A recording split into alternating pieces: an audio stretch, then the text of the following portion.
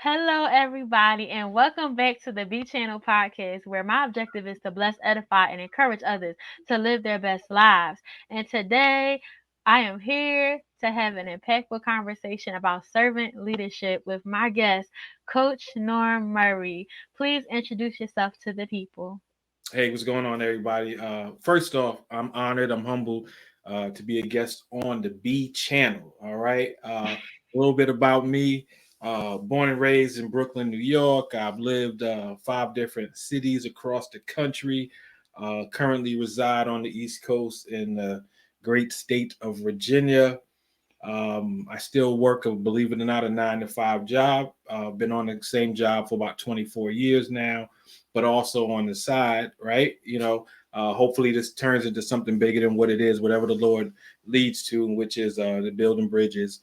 Not only a podcast, but hopefully to do some bigger and better things in the community. I'm also a ordained deacon, soon to be a licensed minister. So I do a lot of stuff outside of just working that 9 to 5, so to speak. Yes. So, when you hear the words servant leader, how would you personally describe a servant leader?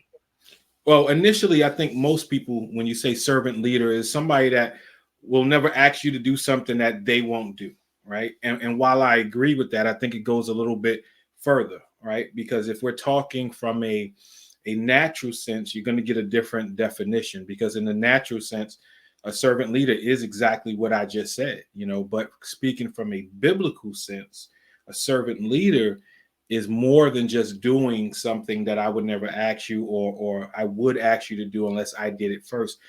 Servant leadership is understanding that it's all about the people, not necessarily the process, but it's about the people. And so, even in ministry, you can take this and put it into your normal everyday life. Is that the higher you go, the more of a servant you become. And that's one of the biggest differences between being a servant leader in your community, in the church, and versus the job, because companies will teach you the higher you go, the less work you kind of do because you have enough people below you. But in ministry, when it comes to doing kingdom minded work, the higher you go, the more of a servant you are to the people. I love that Mhm. that difference that you helped us see Right, between those two places in right, society, because the world would have you believe, okay, just do less. You get to do right, less. Just go higher. You can do less. right. And you're saying, no, go higher, but still do more, like That's still right. be of use. That's right. So when you think about it, right, you know, I don't have to say the names of certain companies, but think of a CEO of a company. Do they work? Absolutely. They have different types of jobs. They have different communications, different types of conversations. They're building their brand. They're doing all things like that. And there's a bunch of people below them that's actually physically doing the work. But then think about Jesus. Think about the 12 disciples. They worked, but they were servants of the people. It didn't Hmm. matter how much they had as long as they were feeding the flock. You see what I'm saying? And that's the difference that we get confused. And sometimes I think we need to remember that even in the workplace, because you would rather work for a person that would get down and deep and dirty in the trenches with you than somebody just barking orders at you. You know what I mean? So it just Right. depends on your perspective on how you're looking at what a servant leader is. So basically, a servant leader is supposed to work alongside, not above. Yes, I believe that they should at least know how to do the work, because you have some leaders that lead but don't know how to do the work and they rely on the workers, right? Because they have the mindset, Right. maybe they have a degree in something but never have actually physically done the work, but they understand leadership aspects in the business. And so that's why I like to put together the different narratives between the world and the church sometimes, right? Because that's exactly what building bridges, the premise is. It's about showing the difference between the two. And the truth of the matter is they're really one, but because they are two separate entities, I like to bring out both avenues when I'm speaking to people, when I'm teaching, when I'm preaching. anything like that. There is a correlation, and a lot of times we in the church world get it confused because we're trying so hard to be professional and do more on our jobs and become CEOs of our companies and become more leadership driven. The problem is that if we don't take what the Bible teaches us and merge it together, we seem to not fit into one or both places at the same time. Hmm. That's so interesting. I love what you said about people knowing how to do the job that they're asking people to do, because Mhm. I've heard that a lot in like entertainment spaces where people say, I got my foot in the door and I learned how to do everything, and I observed everything that Mhm. was going on. I know how to do every job that there possibly is. And Right, that way, if somebody's not there, you know how to do it, and right, you're humble enough to do that job versus saying, "Oh, I don't know how to do that. I don't have to know how to do that because I'm at the top." right. So I really like that. Yeah, absolutely. There's one of the things that I've taught my employees over the years, right? Hmm. To always remain relevant. How do you remain relevant? Sometimes you do the work that's not your work so that you can learn the work, right? I might be a specialist in one thing, but here's something else I can learn. Now, watch this. Companies lay people off. And I think since COVID, we're probably in the most area, of time in a space where companies laying people off left and right. And typically, let's use a number like 50, right? The first 20, you got 100 people, but we can only keep 50. The first 25 are going to be people that are tenured, that's been there a long time. The other 25 is going to be a mixed combination of where can I get the best bang for my buck. So if I'm an employer looking at all of these 25 people that I need, but there's a pool of 50 of them, I'm going to take the people that's going to give me the best bang for my buck. So he's a specialist. All he knows how to do is that one thing. But that guy over Mm, there knows how to do five things, and I can plug and play him into a lot of different areas where the learning curve is a lot shorter than somebody that only knows how to do one thing, and then I have to retrain him on something else. So it's about having a cognitive mindset to understand that, hey, there's sometimes you just want to learn something new so that you can stay relevant. that is so good, because you have to do that because you don't want to do a disservice to yourself. Absolutely. Because you never know what's going to be coming around the corner. Where does your talent go? And there's nothing wrong with being a specialist at something. There's nothing wrong with conquering a task or a type of job, something you have passion with. But when you work for someone else, you have to look at the broader picture of what the company is trying to do. Where can I write myself into this story? Where can I say, hey, I'm available and I'm valuable here, here, and here versus only here? Because the place Right. you are the most valuable and what your expertise is, it doesn't mean the company is going to need that expertise 2 years, 5 years from now, which is why a lot of our elderly people got left behind a little bit after COVID, right? It took them a long time to get used to using Zoom for church and other things. All of a sudden, now you want me to deal with computers, and that wasn't my era, right? And so there was a large learning curve. And so if you stay relevant, it helps with that change, because if you don't change, you will get left behind. That's so true. Do you have any practical advice for how do we develop this servant leadership mindset? Well, the first thing to know about being a good servant leader is being a good follower, right? That's number one. All good leaders, all great leaders will tell you that they were great followers first. You have to know your role. You've probably heard this, right? Great leaders aren't born, they're made. And then you probably heard it the other way. Great leaders aren't made, they're born. Well, either way that you look at it, you have to be a follower first. You didn't come out of the womb knowing how to do X. You had to learn it, right? You had to study, you had to put your time in. If it was a passionate thing, you still had to put time in.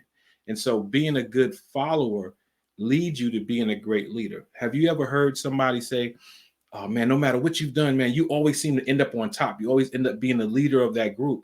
It might be within you, But that person is also probably a humble person because they wanted to learn. They had some zeal about what they wanted to do. If you don't mind, let me go into the ministry for a second. There are people in the church, maybe you came in at the same time, right? You're the same age. All of a sudden, one's a deacon, one's a minister, one's an elder, and the other one is still where they were. Now, it doesn't mean that they didn't have a calling on their life, but a lot of times you get envy and jealousy, like, well, how did they get here? And we came in at the same time. Well, how much studying did you do? How much praying did you do? How much fasting did you do? There's always something to propel you to the next level. And if you're not willing to put the work in, you can't get mad if you don't see the results. Yes, that's so true. Put the work in Got to put the work and be willing to be a great follower in. first, right? That's Absolutely. good. That's so good. Um, what has been the biggest lesson you learned about being a servant leader? Is that nobody thinks the way you think. Nobody might you might be the only person with that extreme passion for what it is that you're doing. And so once you realize that and understand that you can't make a person think like you can't give a person passion, then as a leader, then you start to learn that the people that I'm working with, working for, people that work for me, everyone is an individual. So now you have to try to tap into and find their strengths and work with that within whatever it is that you're leading. And so I think that's hard for a lot of people. Why can't they just do it the way I do it? Because they don't think like you. Hmm. Because they don't have the same passion that you do. You love doing this thing. This is what I love to do. But that brother or sister over there, that's just it's not their thing. I'm here to get the job done, but I don't have a passion, and that's one thing you can't teach. Um, I was like that with my son, you know, hard worker, but I can't teach him passion. He has to have a passion for whatever it is. He was a great basketball player as a young child. And everybody said, "Man, oh man, your son, he could potentially make it one day." And I'm like, "Yeah, if he wants to. But if he doesn't have a passion for it, he will never put the work into it." You see what I'm saying? And so it wasn't his Right. passion. It wasn't his thing. He did it because his cousins played, his friends played, but it wasn't his thing. That wasn't his long-term goal. And if there's no passion behind it, you typically don't put the work in, which means you'll never see a reward for that particular thing. And so, and that was okay. That's so deep though, because when you think about it, if you can tap into whatever that person's passion is and put them there, then they'll excel. Absolutely. A lot of times we work for companies and we're miscast, where we apply for a job because we need a job, and you get the job and you do the job, but you might be mediocre at the job, or you do just enough that I won't get let go, but there's no passion. I don't have any ambition to go any higher here because there's no passion here. I'm doing it because I need a job. I need a paycheck, right? But if you give Mhm. somebody if somebody has a passion, when part of what your calling is. If you can get up every day and just do it and not get paid for it, that's a passion, So Absolutely. it's a little bit different, It's a little bit different. Yes. So, what would you say is the biggest blessing about servant leadership? The biggest blessing, wow. Honestly, I would say the biggest blessing is seeing the looks on people's faces, whether you're working for them, they're working for you, if you're in the church, whatever it is, when you see others get blessed based on the work that they're doing, based on Mhm. um, them putting the time and work into it. And when they start to be blessed by it, the looks on faces, it's kind of like somebody giving you something all the time. You don't cherish it as much as when you work for it. When you go out, work, get a paycheck, and spend your own money on it, right? That child, even that adult, it's not the same. If somebody gave you a coat and somebody ripped it or cut it or did something to it, you might be like, well, it was free, it's all right, whatever. But if it's yours, you're like, oh man, you have a different mindset about it.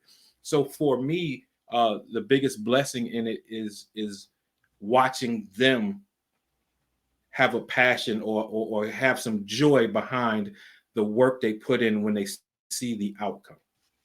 Mm, I like that. So it's like the joy of the blessing isn't in like what you contributed, but what other people contributed. Absolutely. Again, a biblical principle, right? Watch this. It is better to give than it is to receive. You see what I'm saying? Right. So many times we don't think about it, right? There's so many things going on in life.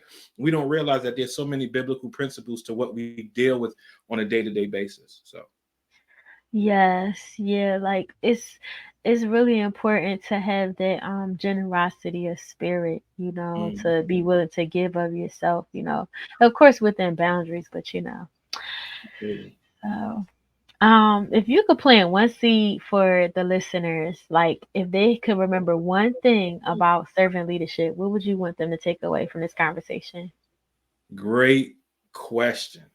One thing would be to just understand that your team, your group, whatever it is, can only go as so far as you allow them to take you. Because Right. a leader is not a leader unless there's people to follow, right? So treat them with respect, treat them with honor and dignity. Understand that they are individuals and not every one of them is going to be the same. So having an understanding that in order to be great at being a leader, you have to have somebody to follow you. But if you treat people like dirt, then guess what? You won't be a leader for long. I can promise you that. I can promise you that. Right, because people want to feel valued and respected and Absolutely. appreciated for what they offer. And I love how Reverend Al Sharpton puts it. He says, if you go on a march and nobody show up, you just taking a walk. So it's important, to have people Right. behind you. You gotta have them behind you. You gotta have a vision, a plan set in place that they can follow. And Yes. if there's nothing else, just understand that you know people strive to be leaders. Hmm. And the truth of the matter is, you can talk a good game to an employer and be put in a leadership position, but all of a sudden, when you're in the leadership position, can you perform? Can you get the others to follow you? Can you get them to have that passion? Can you get them to do what's needed so that you can remain a leader?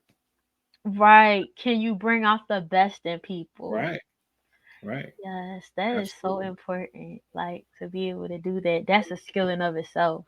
Absolutely. Agreed. Agreed. Yeah, so what are you working on? Are there any projects that you're working on that you want to share with the audience? Well, right now I'm primarily focused on the audio podcast. Right, Hmm. I paused a little bit on the video podcast only because times have shifted a little bit, and so I have to be led by where the Lord leads me. And right now, I haven't done as many video podcasts, but I've been doing mostly audio.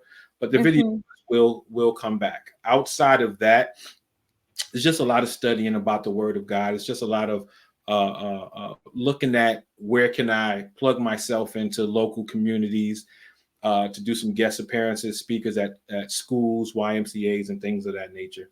So we'll see how far building bridges can expand, if you will. So That's awesome. mm, That is so awesome that you're doing that. So make sure y'all tune into the Building Bridges podcast. Check them out on all the streaming platforms. Where appreciate it. can where can we connect with you?